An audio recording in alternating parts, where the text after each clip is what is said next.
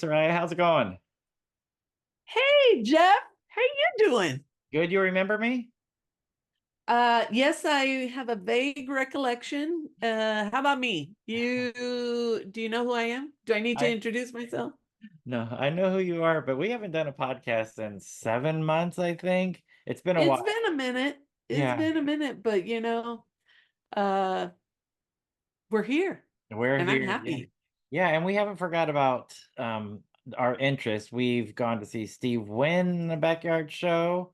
We flew to Boulder to see Rain Parade do a house concert. So we're definitely all still in this, but with summer break and you finishing up your school year and a couple eye surgeries for me, we needed to take a little break. So Yeah. I think we're at a point where we can get back into this. And Ronnie, our good friend Ronnie Barnett, who's our co-host today, he'll be joining us. He came up with an idea that we thought was kind of interesting. It was. And so if you haven't heard about it, read about it, there is a new book out This one? that tells the story of the Continental Drifters, Yes. White Noise and Lightning, the Continental Drifters Story. There you go. Jeff is kind enough to show his physical copy. Written by Sean Kelly, and there's also a tribute CD. I'm terrible. We are all drifters, a tribute to the Continental Drifters, and there's also a White Noise and Lightning, the best of Continental Drifters CD as well. Yes. So I keep saying CD, but for example, the best of CD LP available as well. And I think the tribute also has a LP as well. I don't think so. So I think Or is that's it just something CD? that we're going to talk about. Yeah, Got I it. think that comes up in the conversation. Woo! But let me tell you, yeah, Ronnie Barnett said this is something you're going to want to talk about, and you're going to want to talk to Sean Kelly, the author, and also David Jenkins, who was a huge contributor and co-producer of the tribute CD and the best of, and so this first of all, this band has so many heavy hitters in it. Yeah, a couple that are directly related to the Paisley Underground scene. Vicky Peterson from the Bangles was part of Continental Drifters. Mark Walton from the Dream Syndicate, part of Continental Drift, huge part of Continental Drifters. In fact, the one member who was throughout the whole thing. But also lots of other members, Susan Cowsill, Peter Hausapple from the DBs, and 10 members over the span of the year, the band lifespan. So but also in addition to that, Soraya, I think you might have saw a couple names, other familiar names that were auxiliary drifters, as they like to Yes. say. The band had did a stint for every Tuesday at Raji's in LA, and Michael Steele from the Bengals showed up for some of those. And then Steve also Wynn. there's some quotes from Matt Pucci from Rain Parade in here, Steve Wynn, all of which who had some kind of connection with Continental Drifters or members of the band. So definitely something that is in our scope as a discussion. Absolutely. And there's no better time than now um, to tell these stories. Carlo Nuccio passed away, um, rather recently. So, and these stories need to be told. Yeah, we're not getting any younger either, that's for sure. So No, but um, this was a great opportunity to talk about really this amazing topic and a story that is the time is now. And so I'm ready to dig into this. How about you? I'm ready to. Let's do it. All right. Hi, this is Soraya. And this is Jeff, Our podcast is called Paisley Stage Raspberry and Rhyme. a podcast where the two of us play music that we like and share anecdotes and background about the tunes. We hope you'll join our conversation. And without further ado, a groovear. Let's get groovy.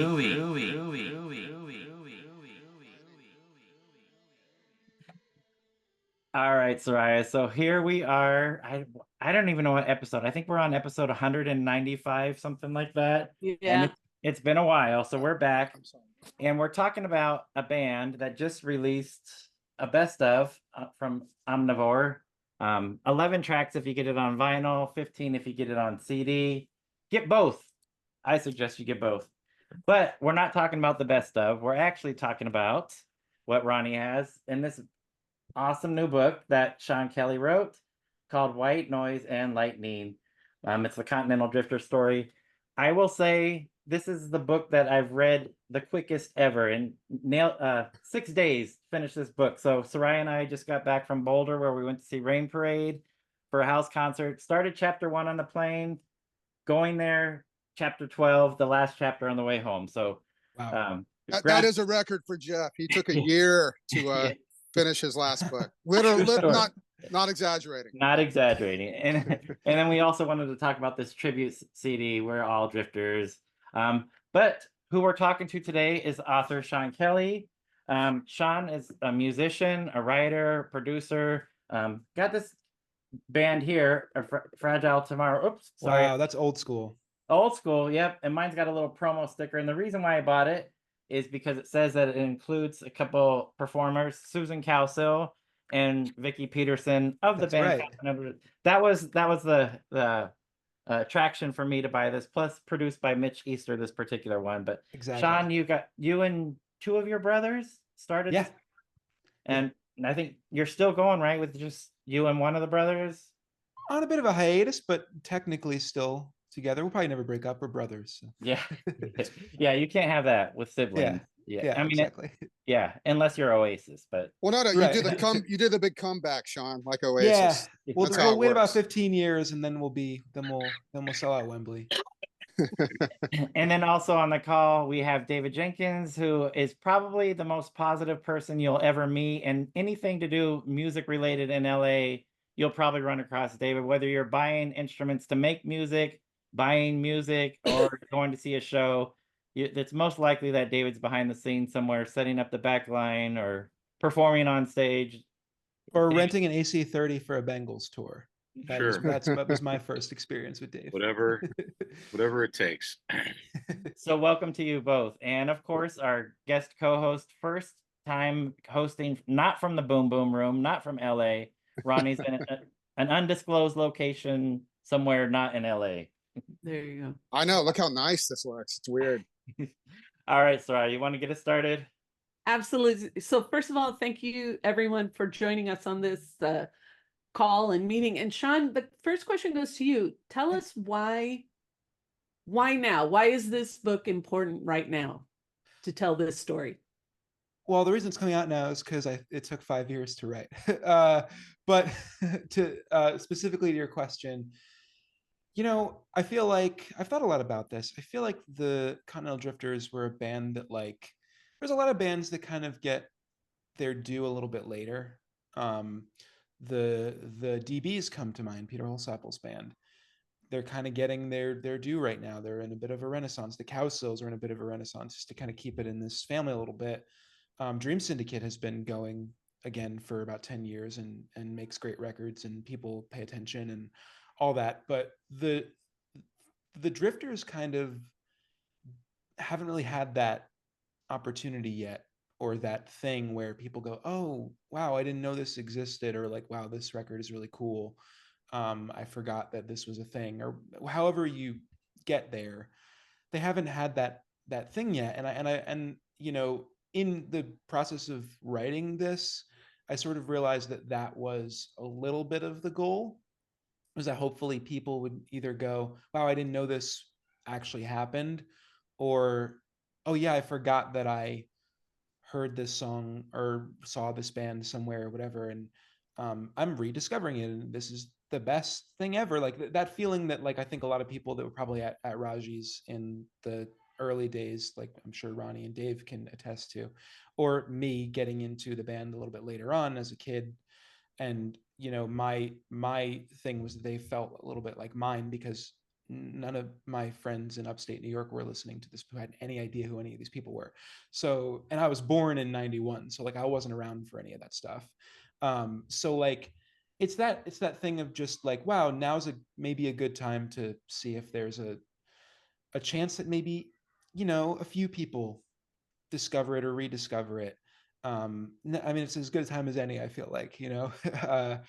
So yeah, that was the reason why I think now felt like the right time. And then also, you know, the truth is it just took a while to write. So it was like, all right, it's like, I'm done. Let's get it out there. And all the more reason to start a bit of a Drifters celebration, if you will. Yeah. Did these other two projects fall in line like around your book release? Like we got Yeah, 3 big releases all at once. It's pretty hard to do and pretty amazing. it's pretty cool. I think the thing, so with the tribute, Cool Dog Sound is the publisher of the book. They're based in Oxford, Mississippi. Tim Lee is the guy that him and his wife Susan run it. Tim, you probably know, he was in Let's Active for a bit, the Windbreakers. One of my favorite people. I've known Tim and Susan since I was probably 17 or 18. And when we were talking about doing this book, because he knows everyone, you know, we all know each other, I guess, and even peripherally. He said, you know, we should do some sort of CD to coincide with it. But I was like, he's like, I don't know how we can do that without licensing a bunch of music that already was recorded. And I was like, well, what about a tribute? And, you know, I think it started as like, we'll do something, maybe like 10 songs, and, you know, people, you know, somebody will be interested in it. And then really quickly, it just kind of turned into this thing where I start thinking, oh, it'd be really cool if we could get this person and that person. And then I reached out to Dave and I was like, do you have any suggestions? And then he just had all these ideas. And then it turned into like, oh, we're co-producing this thing together. And I was like, I literally got to a point where I was like, I can't do this without Dave, actually. So it worked out really well in that regard. And then with the best of that, they had been going back and forth with Omnivore for a bit about, you know, some sort of something to do.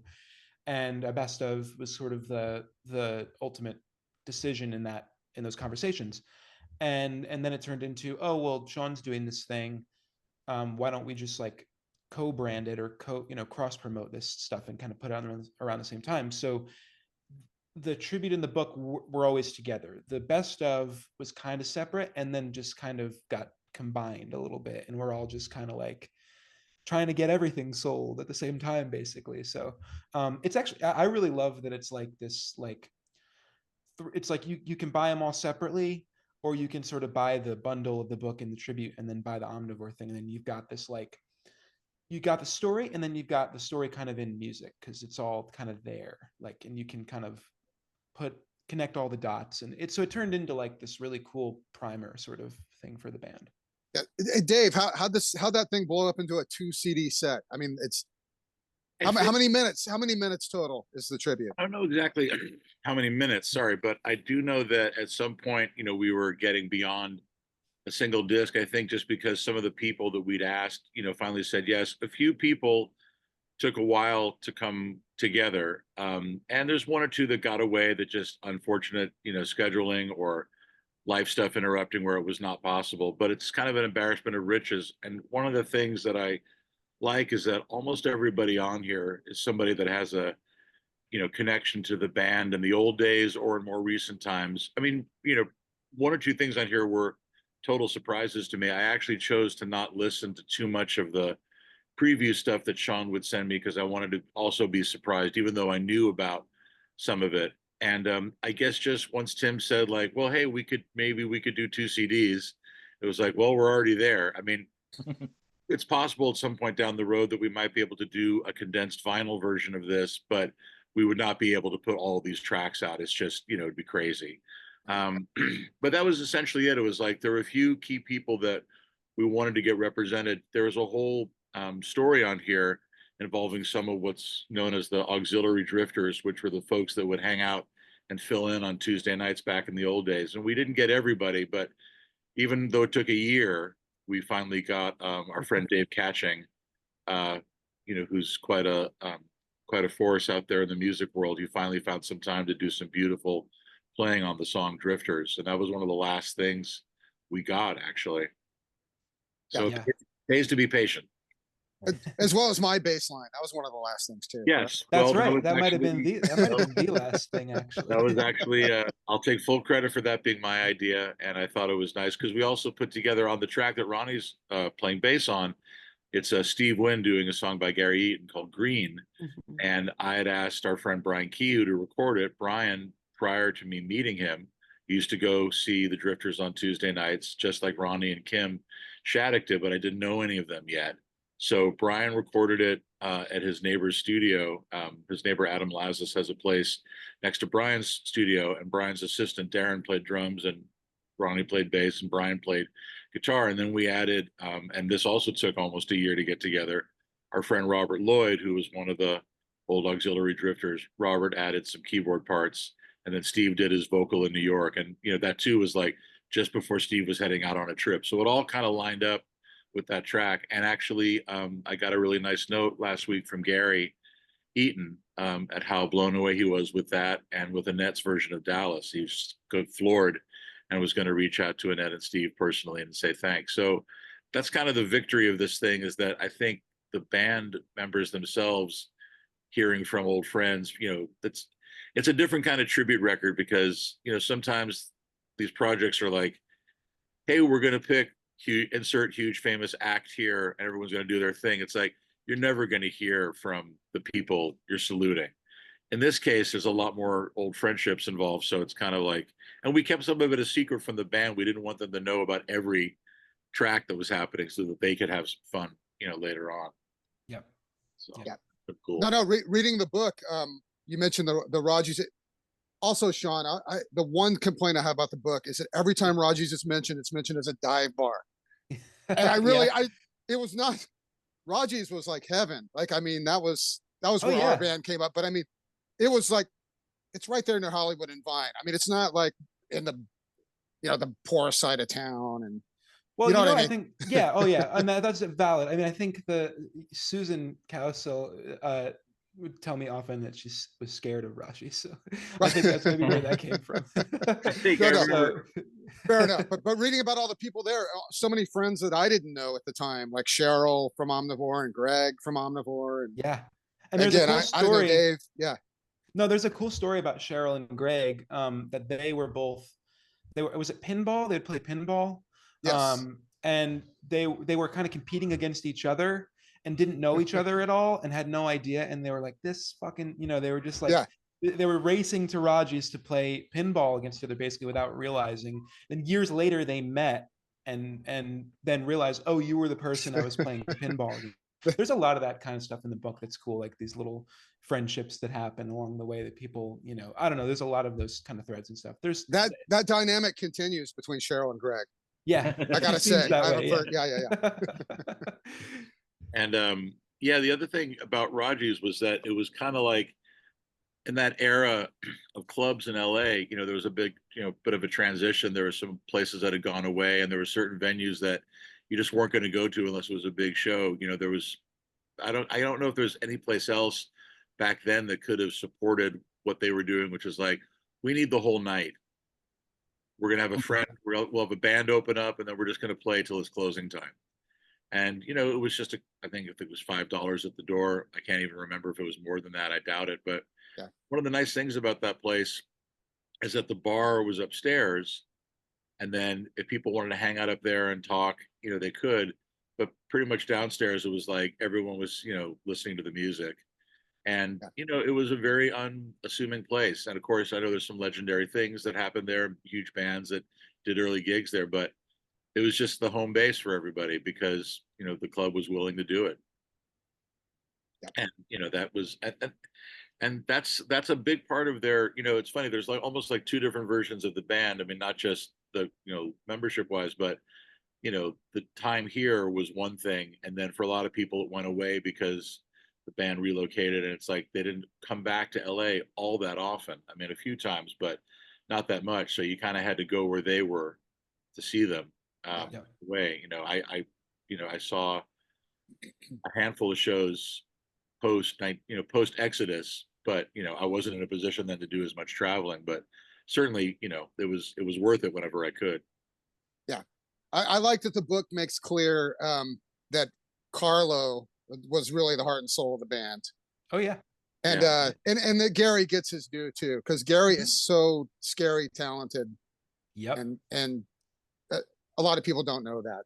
And that's the thing about the band that's so interesting is that anytime they lost somebody, it was really like a very key, like, not that, bands lose band members all the time, and they have to figure it out, and they lose something when they lose somebody. But with the Drifters, it's like they were always like songwriters and stuff. And even losing Danny, Danny was, I don't even really know, nobody really knows how long he was actually in the band, maybe 3 or 4 months, maybe a little bit longer. But like, even, there was some characteristics that left when Danny left. But when the band really got going, yeah, Carlo leaving was like this huge thing. Gary leaving was this huge thing. I mean, you're losing songwriters, so like there's a personality that kind of exits. And the thing that was so, I found really intriguing when I was writing it, was like they decided at some point, especially with Carlo, that they could have just been like, we're done. Like this, how can we continue after, somebody like this is out of the band? I think Vicky was almost, even after Gary left, was sort of like, I don't know how this band continues after that. Cause like a song like Dallas, how do you lose that, in your catalog? But they kept figuring it out, and the band kept kind of morphing into something else. And the thing that I always liked, and this is maybe more of an opinion than anything, is that I always felt like it never lost the quality. Like there was, I don't think there was ever a decline in quality. There were just kind of different versions of it, right? So it's like the same sort of like heart and soul that started with Carlo and Mark and Gary and Ray and Danny kind of stayed no matter who was in the band. And just had a different kind of bent to it. So that was, but definitely Carlo is huge. I mean, he's the only guy that got his own chapter, like, because it almost felt, it occurred to me at some point, like, how do I do this without like exploring sort of Carlo's arc is really difficult in a lot of areas. And especially because he was no longer around after a certain point to ask him about it. I kind of had to go, okay, so I have to finish out his story. It's not just about like him leaving the band and that's it, and then they meet up later and they do a reunion show. There has to be more, and there has to be like what happened after, and what is sort of like the psychology behind like when you leave a band like that. It has to, like, I don't know, there was a lot that sort of went into like discussing I say, like, in my own mind, like, how do you tell that part of the story in an honest way that is like, that honors him too, because he was so important. Like, and he's important to, he actually, one thing that he said to me that never got verified, so I didn't put it in the book, was that he was the one that suggested Russ as his replacement, which according to the rest of the band was not true at all, but he had like a very vivid memory of how that went down. But I just couldn't get anybody else to jump on board with that story, so it didn't I'd heard that story too, and it's funny because I think he had either seen or heard about a gig they did with another drummer. I think it was with Rob Ladd. Yeah. Right. He was just like, you guys need to get the right guy. What you need to get is Russ Broussard. I mean, and what I take it to mean is that what you need is a New Orleans guy. Yep. To be in this band. Like, you can't get, another guy. Because I saw them do a gig. They actually did a gig out here around 94. I think DJ Bonebreak played drums. It was 96. So, yeah. Out here.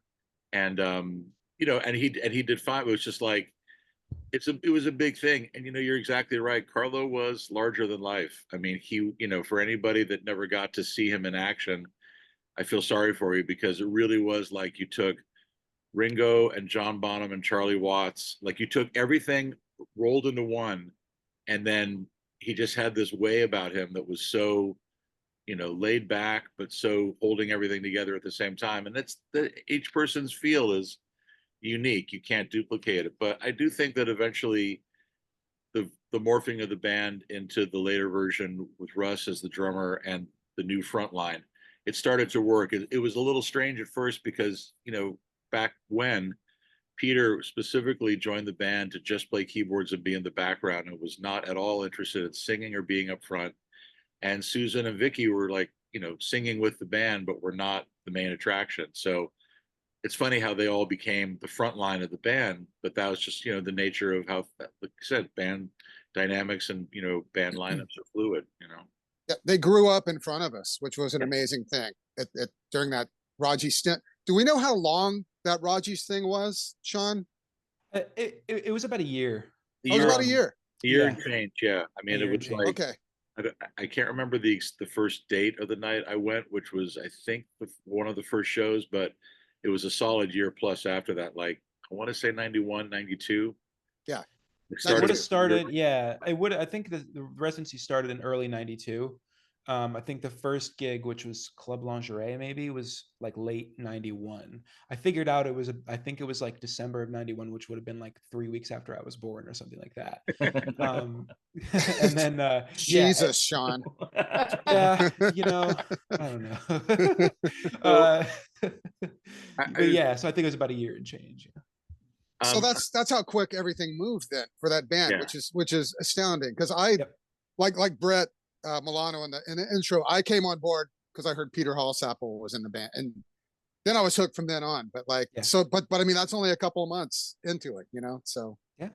yeah, and it was also interesting because at the time, Danny had this band, the Seven Deadly Five, with Peter's wife, Eileen, was playing bass, and like they would play on the bills too. Like, so it's like, even though Danny was out of the group, he was still there, so it was like, and prior to that, I had met Peter and Eileen at a gig at McCabe's, and they told me that they were heading over to the Shamrock, which was a bar in Hollywood that's no longer there. I know Ronnie played at it, to see their friend Carlo play drums with Billy Bremner. So I was like, okay. And it was like, I'd never been there. I mean, it's like, it took forever for me to find it. I didn't go to that part of town that often.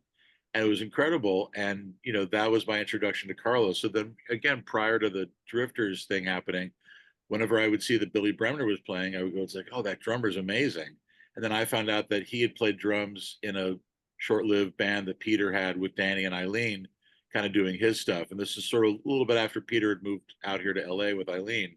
So it was all kind of mixing around. And it's also funny because, Peter played um, with Susan's brother Barry in a project prior to the Drifters thing happening, and long before he and Susan met or started hanging out. It was like there's a whole separate relationship that I think was due to Paul DeGray Yep.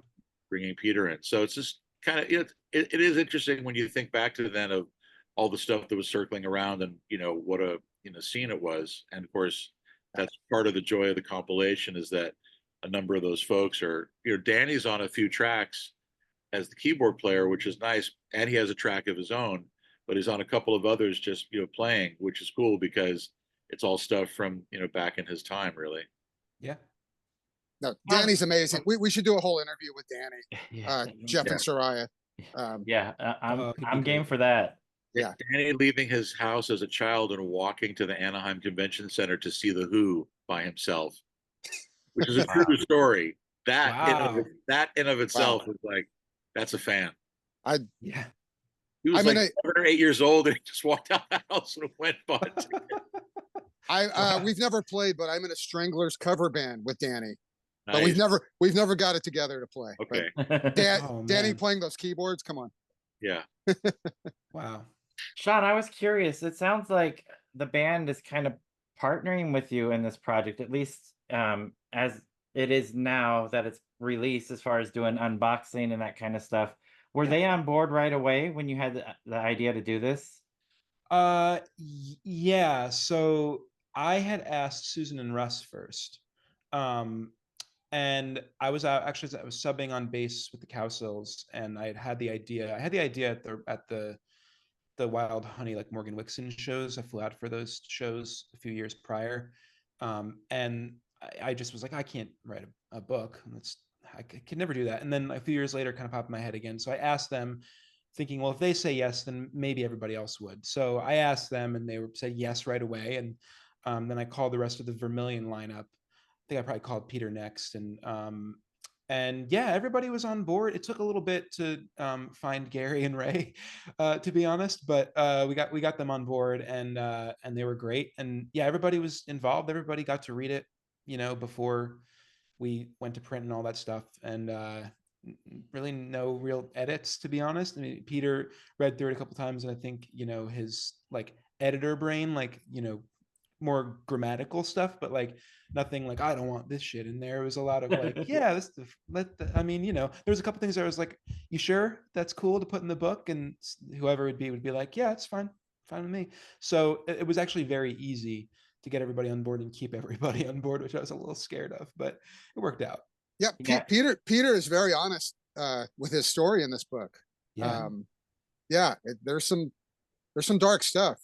Well, that was, you know, that's also one of the things about the Rogers days is that I already knew a couple of them casually. I mean, Peter, I knew the best, and you know, Eileen, and then I started to get to know everybody else a little bit.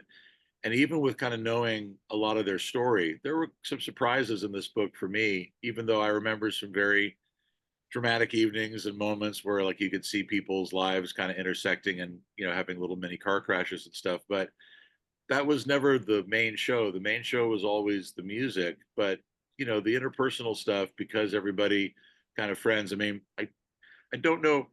I can't remember how much of the story is in the book, but it is pretty funny and also an indication of different personalities. So there was a great moment. I'm going to say it's 91 or 92. Andrew Sandoval and I went to see Kirsty MacColl play a gig at Lingerie, which was a huge deal because she had never toured or performed in America that I knew. I couldn't believe it was happening at a place I could just walk into and pay $10 at the door or whatever. And I thought that she and Peter Holzapfel were friends. So I introduced myself to her after her show and said, oh, you know, we have a mutual friend. And she goes, who's that? And I go, Peter Holzapfel. Oh, I don't know him, but I'm a big fan of his. I go, oh, well, you should come see this band he's in. They play down the street every Tuesday night. She goes like, oh, well, we will. And then a week later, she and Steve Lillywhite, her husband, and Seal, who was at the time, I found out trying to make a record here in LA with Steve producing, they all came to Raji's.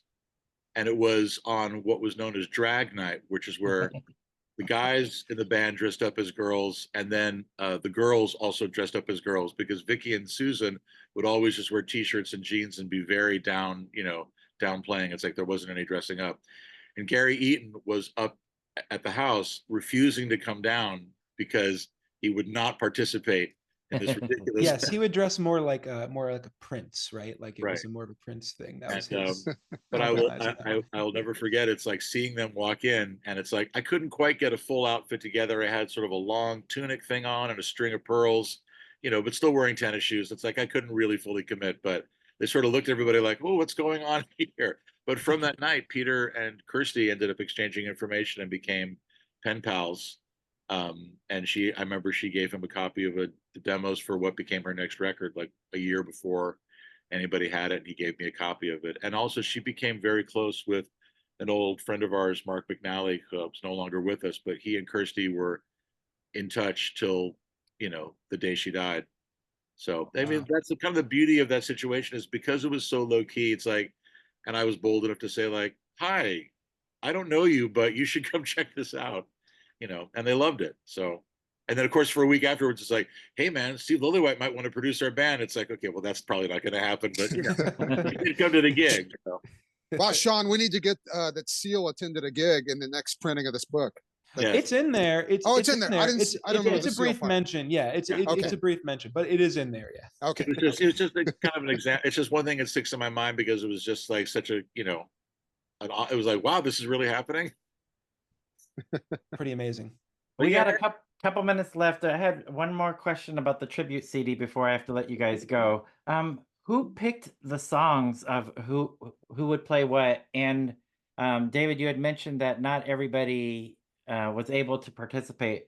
Was there who did you want to participate that didn't make it? So first, it's no secret that Susan has had a long friendship with Jackson Brown, and we know him a bit too. This last year was a really tough one for Jackson. Lost two of his best friends, had COVID at least once, maybe twice, had another medical thing.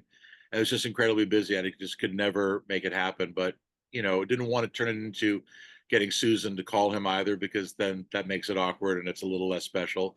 And actually, we kept chasing Katie Tunstall, who was supposed to sing on the track with Garrison Starr, the mixed messages. And we got there and then we couldn't get there. And then the email address went dead. It's like, we got to move on. And, you know, it's fine. It's like, you can just imagine the other voice there. But I don't think, I mean, realistically, I don't think there was anything else that we didn't get done. I suppose the only other person that Sean and I both tried to get involved was Michael Steele from the Bangles, who had also been an auxiliary drifter. Yeah. Mickey is totally retired from music and really only occasionally communicates via email with Vicky. And Vicky even wrote her and said, "Hey, these guys are doing this thing. It's like they want to reach out to you," and she didn't get a response. So just Yeah. have to respect it and say she's done, and she's Yeah. doesn't want to go back. And Fair as enough. far as as far as picking songs too, I'll say that was a combination of like some ideas we'd have, like me and Dave, and be like, oh, this person would be great for this. Sometimes it was people saying, I want to do this. John Cowsill was the first one to not only say yes, but then say, I want to do Watermark, and nobody else gets it. And I'm going to make sure that nobody else gets it by doing it like tomorrow. And I think he sent it in like a month later or something. And then it was the only song that we had done for about maybe 8 or 9 months, just sitting in a folder by itself. Robbie Rist was really early on with like Robbie was too. I Want Invisible Boyfriend. And actually the other thing that came about kind of happenstance is that I connected Sean with Martha Gaiman, who had been Carlo's girlfriend out here. And then she had sent us a recording of her doing the song Here I Am. And she said, well, that song is about me. So, I sang it, and there's another version of it out there somewhere aside from the Drifters record. And so then we're talking and we're like, maybe we should put this on because it's kind of cool to have this person who is involved with the band and here's her singing, her song, really. So that was, that's how that one came about. But yeah, most of these people had ideas of like, oh, let me do this, or it's like, I want that. And that's, I got to say, if you haven't heard the whole record yet, the Song of Susans, the George Porter does, his Peaceful Waking is like, yeah, he totally takes it to a whole new world. I mean, it's amazing. And that's, one of the things too, is that it's like, we didn't give anybody any instructions on what to do, just sort of let people, some people just wanted to do, I put together the session for Annette, at my friend JJ Blair's studio, and she was like, I want you to take care of everything. You pick the, you get the people and everything. And so I just thought it'd be cool to get Pete Thomas and Davey Farragher to play because they're, great rhythm section. Davey knew. Who do they play with? They play with an artist named Elvis Costello. Oh, okay. Yes, when he lets them. But Davey had worked with Peter in the 90s. They had played on a John Hyatt record together, and Davey knew about the Drifters and everything. So I just asked him if they'd come and do it. And then we got Danny to play keyboards, and then our pal Severo, who plays in the Smithereens. A zillion years ago, he and Gary Eaton were in a band together. So Severo came up and sang and played a little guitar, and our friend Gabby Lima engineered it, and we all did a gang, background vocal thing. But it was kind of funny because Peter, Pete Thomas and Davey worked together all the time, but they knew Danny from like years ago. They'd all talked about having a soul band together, but they never really got it off the ground. So it was just, again, and then Net just wanted to like do it like she remembered it from the old days, but it was like she really had like a specific vocal in mind of, I want to make this sound like, Dusty Springfield, like she just wanted to go for a particular thing. And Gabby was very encouraging and kind of helped her get to where she needed vocally. And then JJ laid out some really cool, basically guitar part just following the record, but, doing his thing on it. So it's just nice to be able to put stuff like that together. The goal wasn't for me to be on, the record, but, I play bass on another track and I sing on that one. It's just, it's nice to salute our friends. No. And Dallas was a key song for the Ringling Sisters with Annette and Gary. Yeah. So it was like Gary's perennial, like he'd done it in several other bands. It just kind of like kept going. Yeah. Obviously the tribute record and the book are available directly from Cool Dog Sound. And we're trying to help them both with our friends at Merlis for Hire doing PR and getting it out here to some shops locally. So you can get the CD and the book at Amoeba and in Hollywood and Freakbeat, and also you can get the CD at Record Surplus, a store that Ronnie is very familiar with. And I'm going to get it into Book Soup as well. The book, anyways, they don't really do CDs, but obviously grassroots stuff like this takes a village to get the word out. And the nice thing is that Omnivore has been helping sort of cross promote it, in their stuff that they're sending out. And so both things are feeding each other. And of course, the band are all super involved. I think there's an event coming up in a few weeks in New Orleans that Sean's going to be at with Susan and Russ and Robert. And Peter. And Brett Milano is going to be there too. So that's going to be nice. And then I know there's some other events in the work, and I would love to get something out here on the West Coast. Also, we'll have the stuff available on what I like to call Return to LA Day for Ronnie Barnett, which will be October 20th in Eagle Rock in the Wild Honey backyard for Thomas Walsh and Cosmo Topper. We're going to have some merch of the Drifter stuff available because we are very committed to spreading the word on it. Tim, kindly made Wild Honey the beneficiary for the any proceeds from the CD because he and Paul are old friends and he's a fan of what we do with Wild Honey. But I want it to be, to getting wider attention. The same with the Omnivore thing. It's just we're friends and it's something cool, and Yeah. I think because so many friendships are involved in this music and in this tribute and the book, and everybody's story is getting told. It's just nice because enough time has passed that everybody in the band, can look at it in a much different way. I honestly don't think that, until the reunion shows happened with everybody that we put on in 2015, I'm not sure that this could have been a reality. Oh yeah, I don't think it could have been at all. That needed to happen. Susan told Yeah. me basically, the last time all of them had been together in some combination, there was something between Vicky and Gary, she running out, Gary running out, screaming at her, Carla running out, like, I'm going to kick your, it was still very heated, Yeah. And so enough time had gone since then that they were all in a much different place. And, that weekend that we did at the Morgan Wixon was obviously pretty incredible. I know that, I believe Ronnie was there. Both nights, of course. It was, On stage, on that little table, set up. Me too. Yeah. Yeah, it was quite a thing. And the weekend before in New Orleans obviously had been, very emotional for them too. But it's cool, and it was nice having them participate, almost all of them, except we couldn't get Ray for the band thing in 2017. And, they're always a part of the family. Susan is going to be coming out here to sing at a memorial in a couple of weeks. They all still make an effort to do stuff for the friends and family. And it's a big part of, the DV shows we're doing in November. Vicky and John Cowsill are the opening band. They're people playing their new record that's coming out, I guess, in 2025 of Barry and Bill Cowsill songs.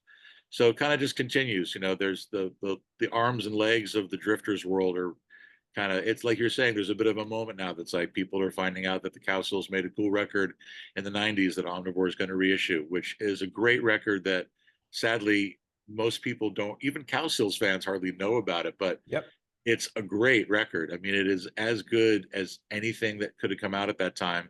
And actually, there's a story in the liner notes. My buddy from my Zoom call on Tuesdays, Mark Nathan, was an A&R guy at Atlantic, and he wanted to sign them. And as a result, his boss was like, "You're fired."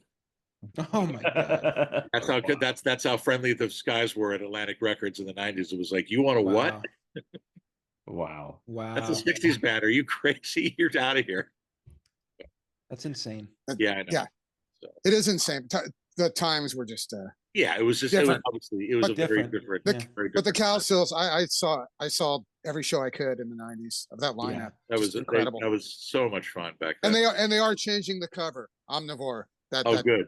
Yes. Oh, are they? Okay. Oh yeah. Yeah. That was a discussion, I believe. Yeah. Sometimes you have to have your art guys get in there. Yeah. Yeah. I think we all Maybe a good call. I think some of us on this call recall a very heated series of conversations for the Ladies and Gentlemen, the Bangles, artwork, where an objective had to be reached, and it had to involve some subterfuge on the part of a few No. band members. And it involved just doing it and having said band member go, "Oh, that's good," or having her husband say, "Oh, that's a great cover." Easier to get forgiveness than permission sometimes. Yeah. I was just curious, Jeffrey, were you or Soraya, were either of you around the scene in LA in the early 90s? Did you ever get to see the band as it existed back then, or just later on? I never saw them at any of the Raji shows. None of the original shows. I think the first time I saw them, I'm trying to remember what the timing is, but I saw them in San Diego at a place called the Casbah. Okay. And I was trying to figure out if that was before or after the Morgan Wixon show. I thought it was before. It sounds like it could have been. Was it around 2001 when Better Day was out? They were actually out here doing a tour. Yes, it sounds about that period of time. And that was when they played, and I think it was probably like about a 3-hour set. That was the Yeah. longest Mhm. I've ever seen. I've never seen Bruce Springsteen, and you commented on that, Sean, and made that connection in the book about the long sets. But Yep. that was the longest single set I saw by a band when I saw them at the Casbah. And then Ronnie, I don't know if you remember, but the first night of the Morgan Wixon show, that was the first night that you and I met face to face, connecting on our woes about eye surgeries. Of course, I remember that, Jeff. One of the greatest nights of my life in Oh, I'm many sure. ways. Yes. Because of our connection, I'm sure. So, but no, No, that's none right. of the Raji shows I was Yeah. able to see. So, Well, you know what, the Morgan Wixon shows were really quite something. And I mean, I even remember I got my wife to come straight from the airport. She'd been home to visit her father, who was ailing at the time, and she just, she took an Uber and like walked into the Morgan Wixon, took off her shoes, sat back in a chair, and had a glass of bourbon. And she was like, "All right, I made it." wow, wow. And those shows, I was trying to go to New Orleans the week before and just couldn't make it happen. And I was like super broke, and I was like, I called my parents. I was like, can we split a plane ticket for me to go to LA? And they're like, sure, yeah. Well, it's an early birthday present. My birthday was a couple months later, and I was like, what am I gonna do when I get out there? So I think Vicky was like, well, you can stay with me for this, like these nights or whoever, but I can't have you earlier than this because X, Y, and Z. And I was like, oh, I wrote to Dave and I was like, can I crash at your place? So I went out and stayed with Dave for a night or two and then went to Vicky's, and it was a blast. It's not in the book because I didn't put any connection to myself in the narrative at all because I felt like it would ruin it. But the first time can I talk about smoking weed on this podcast? I guess probably. Of course. It's a podcast. Oh, yeah. Okay. It's a Paisley Underground podcast. The first time I ever smoked weed was she'll kill me for saying this. Was at Vicky's house, not with Vicky, but it was with like Susan and a bunch of Cowsills, and it was that week that I was there, and I was like 20 something. I don't know how old I was. 20. You were of age. It's okay. I was of age. Yeah, yeah. But that was the first time I ever smoked weed, and then I called my mom the next day, and she was like, really? Did you have to? And I was like, it's fine. I'm with the Cowsills. What am I supposed to do? So it was a great weekend. It was a great time for me as well. And those shows were unbelievable. Truly like some of the best shows I've ever seen anybody play in my life. Just amazing. There was a moment during, I forget if it was the first or second night, I was standing with our friend Willie Aaron. We just said, whatever music is supposed to be, these guys are doing it. Like melody, harmony, rhythm. It's all here. And I think it's funny because the overall thing of like some people just lump everything in with rock and roll or it's a rock band. I don't really think about that anymore as much as like it's like saying like, oh, it's folk music, oh, it's a singer-songwriter. It's like, I don't know. I mean, I know it's not jazz and I know it's not metal, but it's like I've heard so much in their music, and of course there's other bands that are like this too, but it's just like defining it is difficult because there's it could be a lot of different things. There was a great thing they used to do all the time in kind of the climb up part, ascending part in Dallas before the chorus, where Carlo and Mark would start playing Manic Depression by Jimi Hendrix. Wow. But I mean, not just Wow. like enough of it where it's like you knew something was going on, but also in the covers that they would do where it's like they just start playing Funk 49 or a Badfinger song, whatever. It was like, it wasn't about, oh, this isn't like, we can't do that because it's not this. It's like nobody had the cool hat on where it's like, hey, you can't play that song because it's not whatever. It's just sort of like, hey, we're doing it, jump on or jump or not, but it's like, we're not going to not play this song. And I think that comes from their background. And also, to this day, it's like, go to a Cowsill show. It's like they play a bunch of 60s hits that they grew up. I mean, I like to say records they bought new that they learned how to play back then, they still do covers of. And of course, in the future, when there's hopefully a Continental Drifters show that we can all go to somewhere, I have no doubt that there'll be a variety of cover songs. I mean, it's just part of them. And that was kind of one of the things about that weekend. It was everything that everybody remembered. And for the people that had never gotten to see it in the old days, it was, that's what it was like, so yeah. I'm glad that it existed. It was quite a weekend. Yeah. And I know we can't highlight every single member, but Mark Walton really gets his due in this book too. Like, yeah. As a true leader, Yeah. He's like the Chris Squire of the band to me. It's like he's the Yeah. one constant, like he never abandoned the ship. You know, he stayed all the way through and held it together in a lot of ways. And Yeah. it's sad because Katrina destroyed his kind of collection and archive of stuff. So, Yep. but he did manage to save a bag of DAT tapes, and Pat Thomas and that's how the Drifted compilation came together. It's like, they went through that stuff and it's like there was more than enough. And there's more to do another one someday, but it's like Box set. there's Box plenty set. of stuff. And at the Totally. dinner that we had, Mark's wife Dana looked at me and she said, like, now David, when this record comes out, you're gonna get me a concert, right? And she looks at Mark, it's like, because you guys are gonna play together again, right? And he's like, okay, well, we'll talk about that. She goes like, no, it's gonna happen. I looked at Dana and I said, like, oh, it's gonna happen. And sure enough, like 6 months later, I called Mark. He goes like, this is the phone call about how the record's coming out and we have to do a gig, right? I go, you know it. Let's start the thread. Well, Gotta get you know all you out here. what's cool about Mark is like I actually because me and Mark talked a lot for the book. And we hadn't gotten, I mean, I knew Mark, but not as well as like I know Susan and Peter and Russ and Vicky like incredibly well, like since I was a kid. And but didn't really know Mark as well. And so we got to know each other a lot. And one of the things that I really identified with him about was like he kind of said that when he wasn't play, like after the Drifters, he really didn't play music because he didn't want to do that thing where he would go and play with a band on Bourbon Street. He didn't want to just kind of do that sort of thing. It was never for him. What he liked about playing music was finding a band that like, that was that camaraderie and that thing that like you is so rare. And that's what he liked about it. It was the family aspect of it. And if he didn't have that, it was like, I'm kind of not interested. I don't need to go try to make money doing it. Like I can make money in other ways.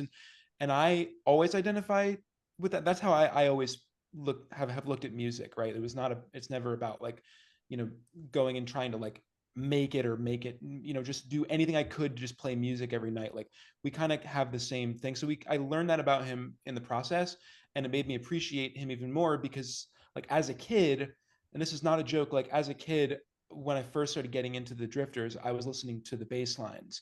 Like Mark Walton and Mike Mills, those were the people that I was listening to as a kid wanting to be a bass player. And so like getting to kind of connect with him on that level too was cool because I really understood where he was coming from as a musician and could really identify with that sort of like approach to like playing music. Like if it's not this, then it's not something I'm interested in because I can't recreate this. Like this is a thing that can't happen again outside of this group of people. So that was a cool thing, and it made me really like appreciate Mark even more. Also, I learned that he's a big like meat eater, and I think like lamb is one of his favorite foods, and me too. So that's cool. So I feel like if next time we're in a room together, I'll probably buy him a steak or something, or he'll buy me one. Who knows?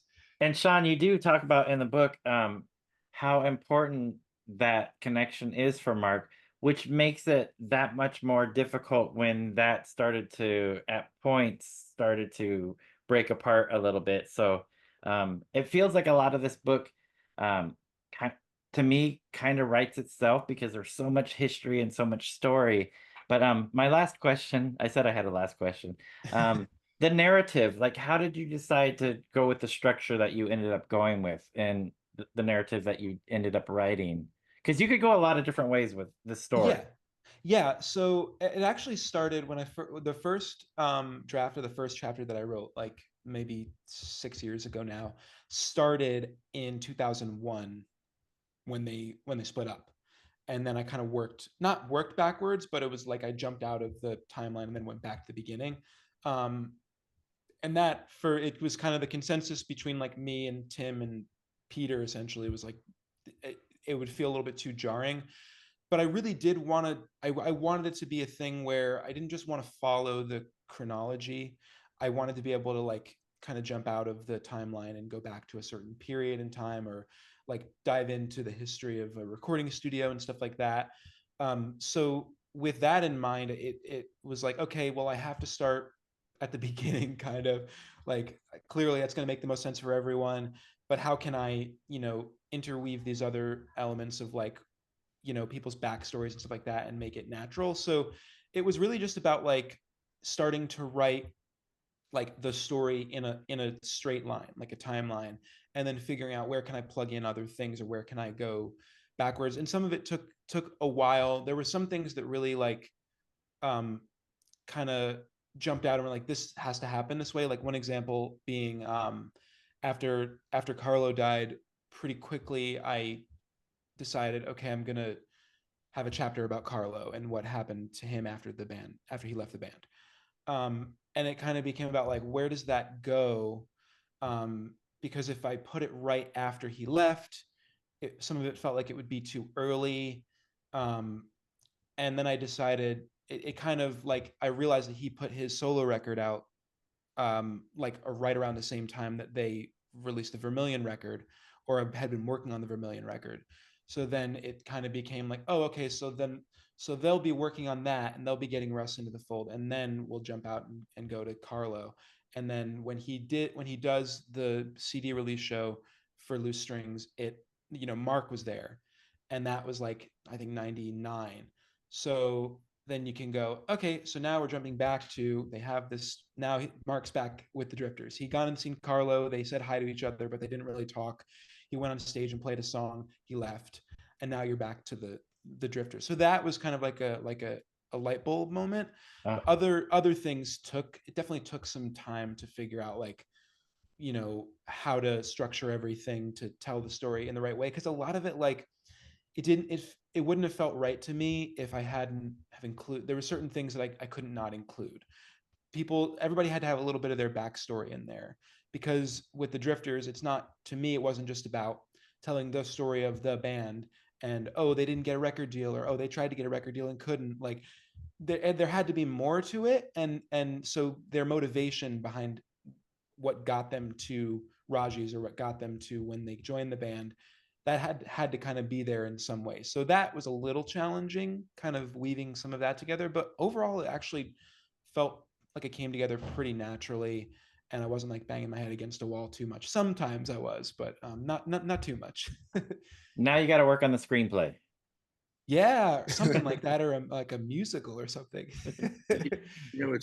It's funny when you're talking about the record deal thing. It reminded me about something which I think is a common experience for a lot of people from this era.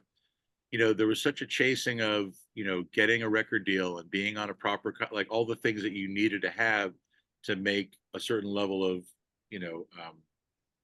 legitimacy to your band or to whatever your project was. And, some of our friends, including Ronnie, were fortunate to get, a chance to be in the majors and, have. Yeah, it's very easy. It's very easy to get a record deal. It's after that. That's the hard part. Go ahead. Yeah. No, I was saying what was interesting about that time is that very much so, I think, because of all their different experiences in the music business, it seemed like the people that were the least interested in a record deal specifically were Peter, Vicky, Susan, even Mark. It was just sort of like, yeah, we know. It's like, I think for Gary and Ray and Carlo, it was a little like there hadn't been a lot of that really for any of them. And so it was never a defined thing of like, we don't want this, but it was like, there was definitely a distinct thing of like, well, we can tell you all the things we don't want and we don't want to deal with. It was like, there were in no uncertain terms, this is really not too long after, the 10-year hiatus of the Bangles. When I first got to know Vicky, she was talking and she was like, yeah, I mean, she didn't go into it, but she's kind of like, the way things ended were really like, I don't want that again, ever. Like, I can't go through that again. And obviously the end of that band initially was a variety of other factors, but it was like the idea that there's this external force that's exerting pressure and control on you. It's like, I could see somebody, because certainly A&R people and industry people went to check them out. They all knew a lot of people, but you could see somebody looking at this band. It's like, okay, who's in charge here? Like, what do I focus on? But it was like, is a little bit much for the average person. And the structure of things back then might have been like, yeah, we can't do anything with this, Yeah. So it's funny. It's like, I don't know that it would have, but I mean, here it is, like decades later, there's a book and a tribute record and a compilation about a band that like barely existed to some people. Whereas there's other things that were huge then that have completely disappeared.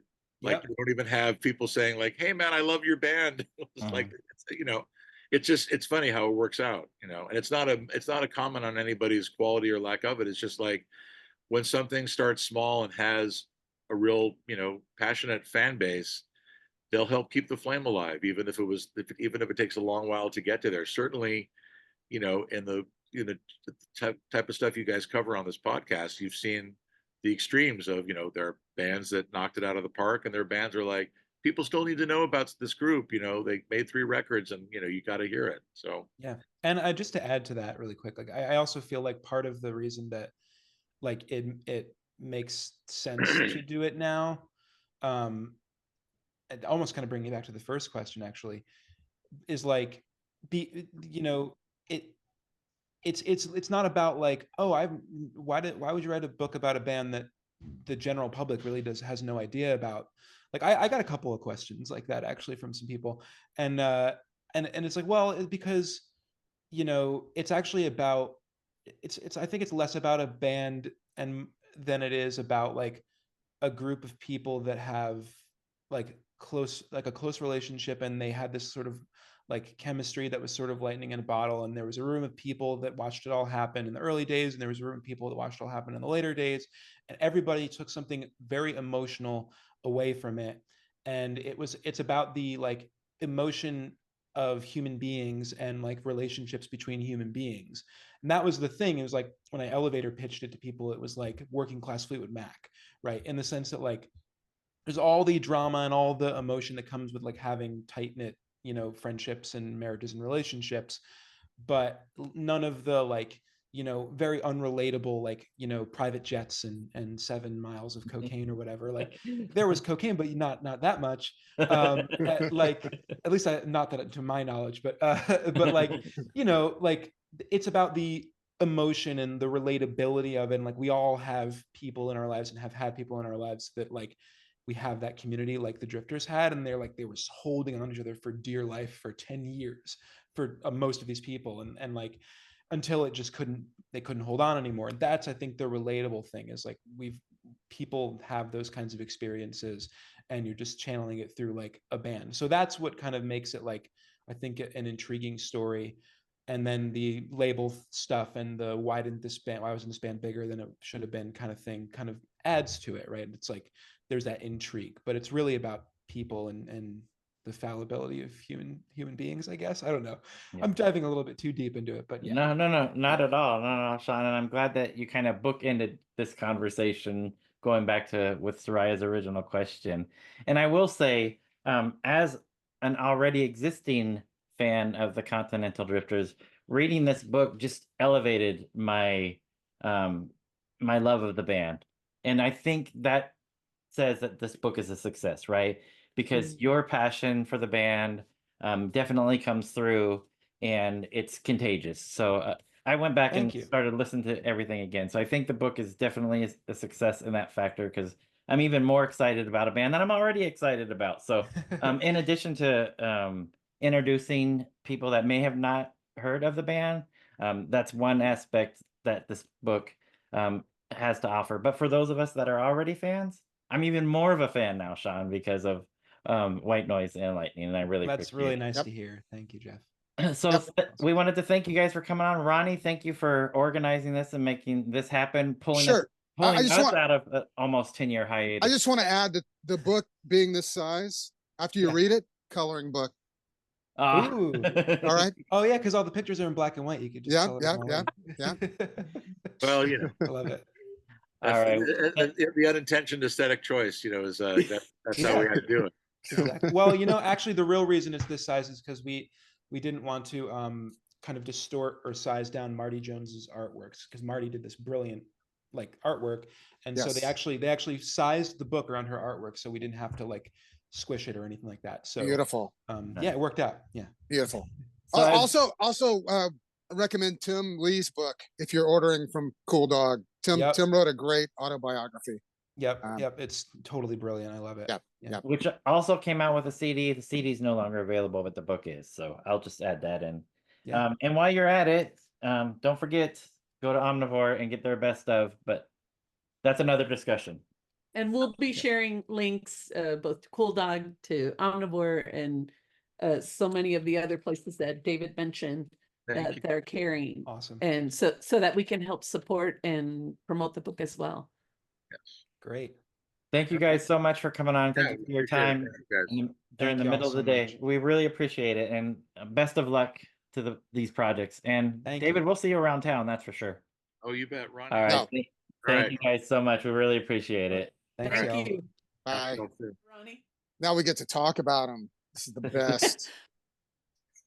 Yes. So Irma's making a Yeah, little Irma cameo made there. her cameo. She said, I want to tell my story too. Yeah, we're keeping her away from the other cats, so we do close her up in the bedroom. While the other cats tend to go outside during the day, so she's loose right now in the house. I'm in the library part, so Nice. yeah. No, it's beautiful here. Julie. Oh, here she comes again. Julie's very nice to let me come here. Yes, indeed. But And it's good to see you, Ronnie. And no, good to see you guys and good too. to see Miss Irma. And like I told Jeff and Frank on a message earlier, it's the first time I've lived in a house since I was a kid where you can flush the toilet or turn the sink on and have a shower going at the same time. so in my house still I have to give Chris a warning if I'm using the restroom or brushing Oh. my teeth and she's in the shower. I'm like, here it comes. We're all good here. We're gonna have 2 showers going. Yeah. Wow. Yeah. Wow. So, So Continental Drifters, you both read the book already? Completed? I know, Soraya, you started. So Oh no, I finished it. But one of the things that I found really interesting and is the continued narrative of this kind of rise, fall, rise, fall. Sean's narration kept reminding me it's like this phoenix rising. So like it would, and then find another direction and come back. And so this story is so dynamic. But then I wanted to share this quote. I know we've got just a couple minutes, but I want to share this. So this is towards the end of the book, and it starts with this quote by Susan. This is a group of people that came to each other for security, love, and comfort. And now we get to turn to each other for that again. We're all going to have our baggage everywhere we go. It just doesn't belong to us. I don't have somebody's underwear in mine. He doesn't have my toothbrush. We're not all in each other's bags, so it's easy. And then it continues with a quote from Russ. To get where we are now, we would have had to change something about how it went. And so we wouldn't be here. Maybe we would have had 2 more albums, but maybe they would have been shit. And maybe we would have been all surfacey and cordial and not ourselves. And I'm like, that's he says this at the end, and it really kind of brings the story full circle. So much shit goes on with this band, so much stuff.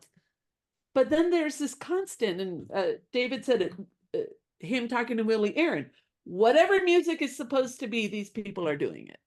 So there's this wonderful music, and then there's this undercurrent of story, and then there's this side story of labels just being weird and not figuring out how to make things happen. But I mean, you and David, Ronnie said it. Labels at that time, one thing, and now it's all different. And I don't know. It's a compelling story. Major labels are there to sell records. Okay, so I'm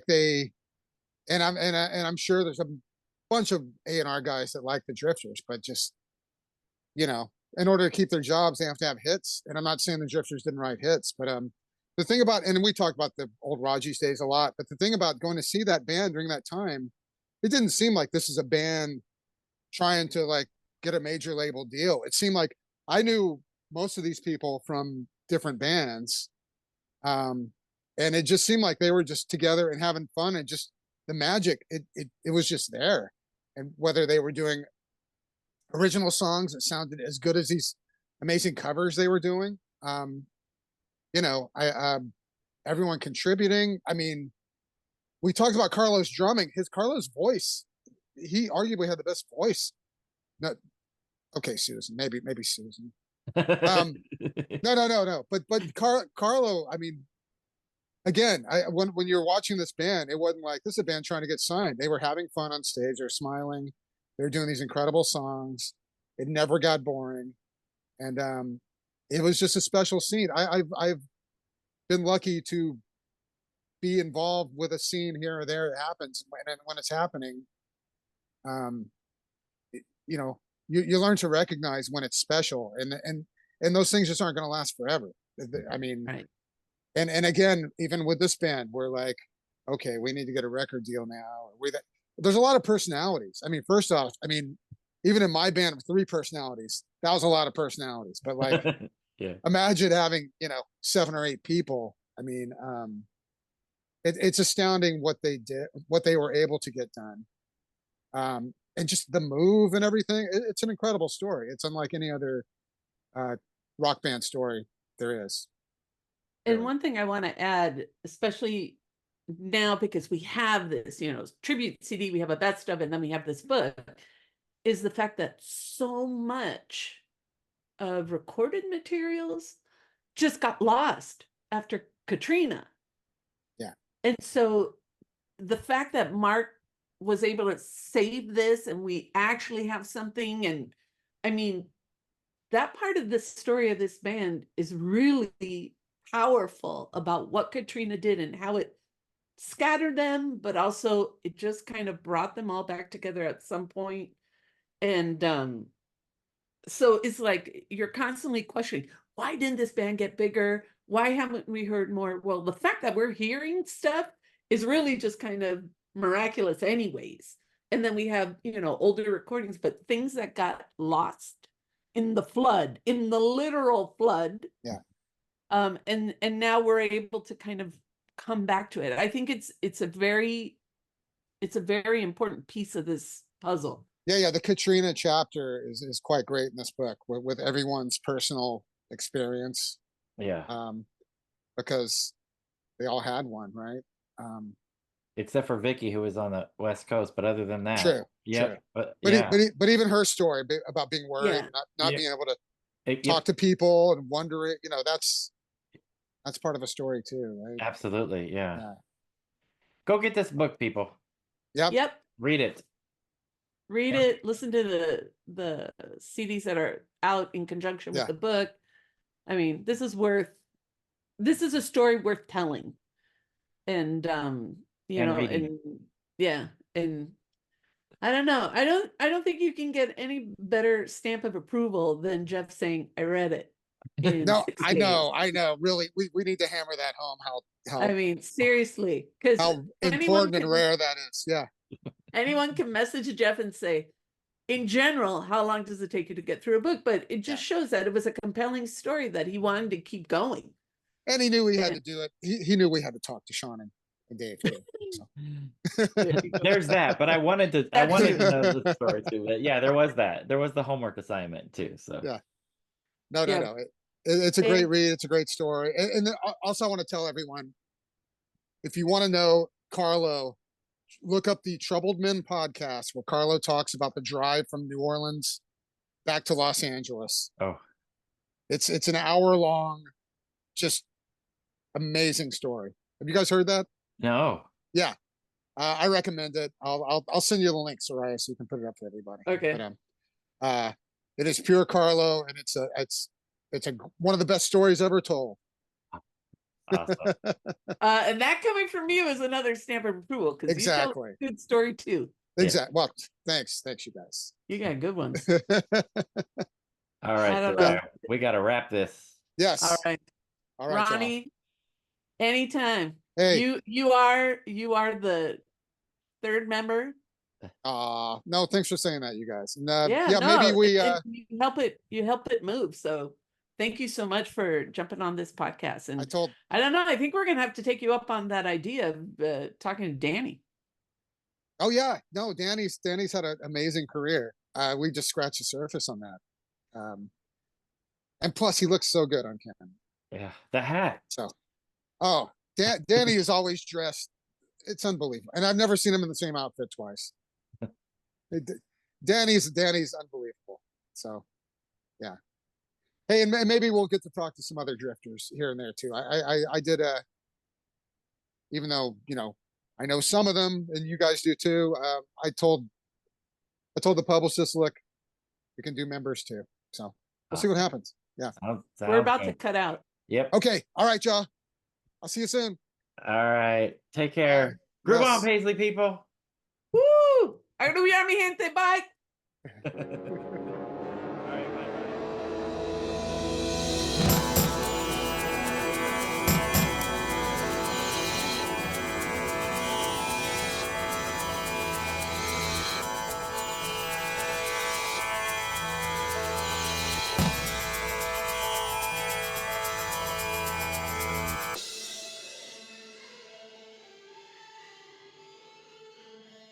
David, we'll see you around town, that's for sure.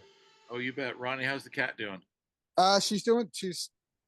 She's you know, it's an adjustment for both of us, but Right. I I just saw got she made a cat. cameo. She made a couple of cameos there. Yeah. Yeah. So. Yeah.